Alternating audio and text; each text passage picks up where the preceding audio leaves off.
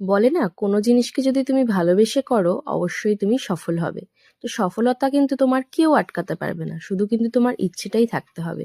একটা সময় দাঁড়িয়ে কিন্তু আমি রুটি বেলা তো দূরে থাক, রুটি সেকাও দূরে থাক, আটাটাও মাখতে পারতাম না। শ্বশুরবাড়ি এসে শুনলাম সবাই নাকি রুটি খেতে ভালোবাসে।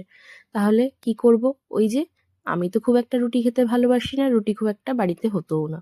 তাই ভালোবেসে যখন মনে করলাম যে আমাকে শিখতেই হবে, করতেই হবে, শ্বশুরবাড়ির মন জয় করতে হবে, বিশেষ করে হাজব্যান্ডের, যার নাকি রুটিটা ভীষণ প্রিয়।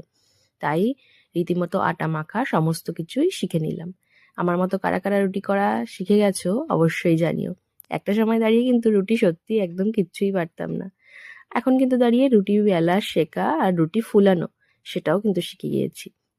সুন্দর করে প্রত্যেকটা রুটিই কিন্তু ফোলাতে পারি। কারা কারা রুটি খেতে ভালোবাসো অবশ্যই জানিও। শীতের ঠান্ডা মরশুমে রুটি কিন্তু বেশ ভালো লাগে।